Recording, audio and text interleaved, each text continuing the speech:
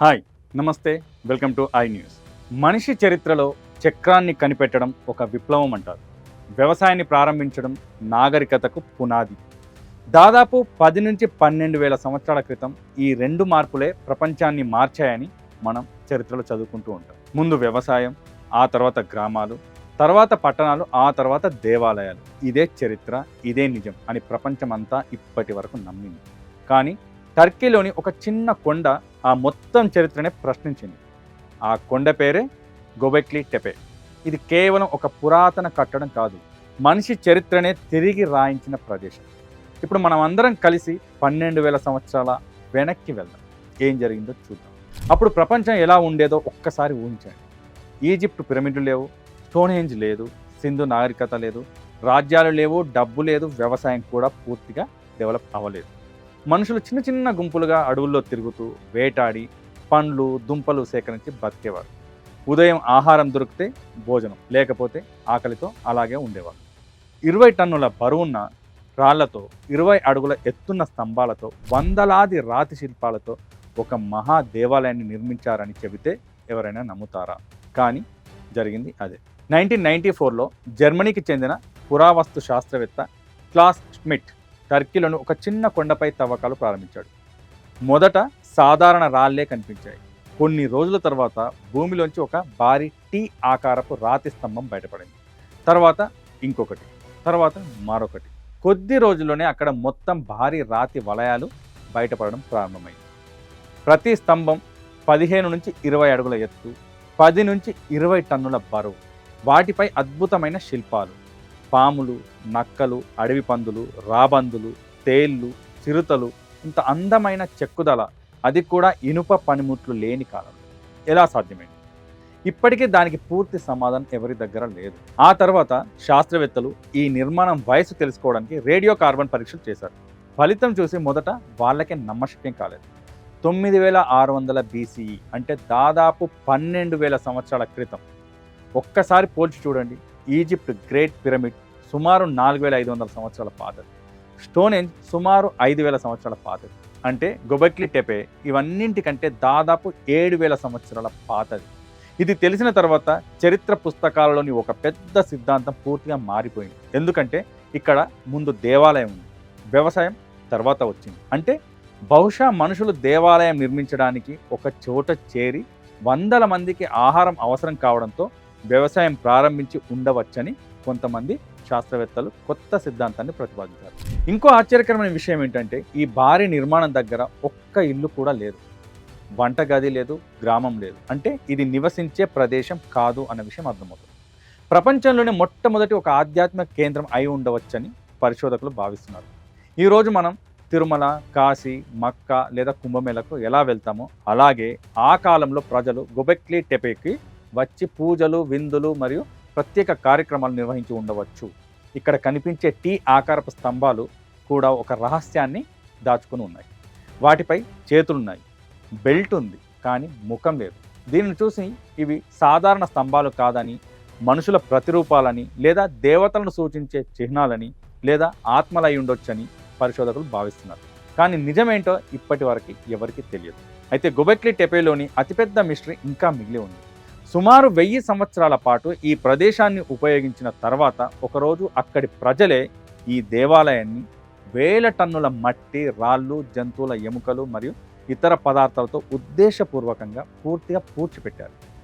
శత్రువుల నుంచి కాపాడడానికా, లేదా ఏదైనా మతపరమైన ఆచారమా, లేక వాళ్ళ నాగరికత అంతమైందా?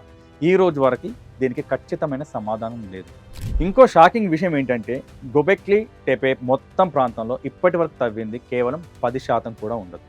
మిగిలిన 90% ఇప్పటికీ భూమి కిందే ఉంది. అంటే రేపు జరిగే తవ్వకాల్లో మానవ చరిత్రనే మరోసారి మార్చే ఆధారాలు బయటపడే అవకాశం ఉంది. గోబెక్లీ టెపే మనకు ఒక విషయాన్ని గుర్తు చేస్తుంది. మనిషి చరిత్ర గురించి మనకు తెలిసింది చాలా తక్కువ, తెలియంది చాలా ఎక్కువ. బహుశా మన నాగరికత మన పాఠ్య పుస్తకాల్లో మొదలైన చోట కాదు, ఈ 12,000 సంవత్సరాల పురాతన కొండ దగ్గరే మొదలై ఉండొచ్చు. అందుకే గోబెక్లీ టెపే ఒక పురావస్తు ప్రదేశం మాత్రమే కాదు, అది మనిషి గతాన్ని మళ్ళీ ఆలోచింపజేసే ప్రపంచంలోని అతిపెద్ద చారిత్రక రహస్యం. ఖచ్చితంగా చెప్పడం ఇప్పటికీ ఎవరికీ సాధ్యం కాదు, ఎందుకంటే గోబెక్లీ టెపేను నిర్మించిన ప్రజలు ఎలాంటి లిఖితపూర్వక రికార్డులు వదిలిపెట్టలేదు. అందువల్ల మనం పురావస్తు ఆధారంగా మాత్రమే అంచనాలు వేయగలం. సో ఈ కాన్సెప్ట్ తీసుకున్నప్పుడు, దీని గురించి రీసెర్చ్ చేస్తున్నప్పుడు నాకు కొన్ని ఆలోచనలు వచ్చాయి. అంటే ఏం జరిగి ఉండొచ్చు, ఎందుకు దీన్ని మట్టితో పూడ్చి ఉండొచ్చు, అసలు ఏమై ఉంటుంది అన్నదానికి ఒక హైపోథెటికల్ థియరీ అనుకోవచ్చు. సో ఏం జరిగి ఉంది అన్నది నా అంచనా. 12,000 సంవత్సరాల క్రితం మనిషి జీవితంలో ఒక పెద్ద మార్పు జరుగుతుంది. అప్పటి వరకు వాళ్ళు వేటాడి జీవించేవారు, కానీ వాతావరణం మారింది. చివరి మంచు యుగం ముగిసింది. కొత్త మొక్కలు, కొత్త జంతువులు వచ్చాయి. ప్రజలు ఒకే ప్రాంతంలో ఎక్కువ రోజులు ఉండడం ప్రారంభించారు. అలాంటి సమయంలో వేర్వేరు గుంపులు ప్రజలను ఒక చోటికి తీసుకురావడానికి ఒక పవిత్ర స్థలం అవసరమై ఉండొచ్చు. అదే గోబెక్లీ టెపే. ఇది దేవాలయం మాత్రమే కాదు, ప్రజలను ఒక్కటిగా కలిపే కేంద్రం. మరి ఎందుకు పూర్తి చేశారు? ఇదే నాకు అత్యంత ఆసక్తికరమైన భాగం. ఇక్కడ ఒక విషయం గమనించాలి. గోబెక్లీ టెపే కూలిపోలేదు, భూకంపం వల్ల నాశనం కాలేదు, శత్రువులు ధ్వంసం చేసిన ఆనవాళ్లు కూడా కనిపించలేదు. దానికి బదులుగా ప్రతి వలయాన్ని చాలా జాగ్రత్తగా మట్టి, చిన్న రాళ్ళు, జంతువుల ఎముకలు మరియు ఇతర పదార్థాలతో నింపేశారు. నా అంచనా ప్రకారం, అంటే నేను అనుకునే థియరీలో ఫస్ట్ పాయింట్ ఏంటంటే, ఈరోజు మనం ఒక ఆలయం పాత పడితే కొన్నిసార్లు దాన్ని కూల్చకుండా పక్కనే కొత్త ఆలయం కడతాం. అలాగే గోబెక్లీ టెపేలో కూడా పాత పవిత్ర వలయాన్ని గౌరవంగా మూసివేసి పక్కనే కొత్త వలయం నిర్మించి ఉండొచ్చు. తవ్వకాల్లో కూడా పాత వలయాలపై కొత్త వలయాలు నిర్మించిన ఆనవాళ్లు కనిపించాయి. అంటే వాళ్ళ దృష్టిలో ఇది నాశనం కాదు, ఒక పవిత్రమైన ముగింపు. సో పాయింట్ 2 చూసుకున్నప్పుడు, వ్యవసాయం ప్రారంభమైన తర్వాత ప్రజలు గ్రామాల్లో స్థిరపడ్డారు. ఇది మనందరికీ తెలిసిన విషయం. ఇప్పుడు ప్రతి గ్రామానికి తనదైన ప్రార్థనా స్థలం ఏర్పడింది. అంటే వ్యవసాయం ఏర్పడింది, గ్రామాలు ఏర్పడ్డాయి. సో అక్కడ వాళ్ళకి కావాల్సిన ప్రార్థనా మందిరాలను వాళ్ళు ఏర్పాటు చేసుకున్నారు. అప్పుడు ప్రజలను ఒకే చోటుకి తీసుకురావాల్సిన అవసరం తగ్గిపోయింది. అందుకే పాత కేంద్రాన్ని గౌరవంగా మూసివేసి ఉండొచ్చు. సో పాయింట్ 3 ఏమనుకుంటున్నానంటే, ఇది చాలామంది పరిశోధకులు కూడా చెప్పిన విషయము. ఇది వారి మతపరమైన ఆచారం అని భావిస్తున్నారు. పవిత్ర స్థలం తన పని పూర్తి చేసిన తర్వాత దాన్ని భూమికి తిరిగి అప్పగించడం. అంటే భూమి నుంచి వచ్చింది భూమికే ఇవ్వాలి. ఈరోజు కూడా కొన్ని సంస్కృతులలో పవిత్ర వస్తువులను కాల్చడం, పూడ్చిపెట్టడం లేదా నీటిలో నిమజ్జనం చేయడం జరుగుతుంది.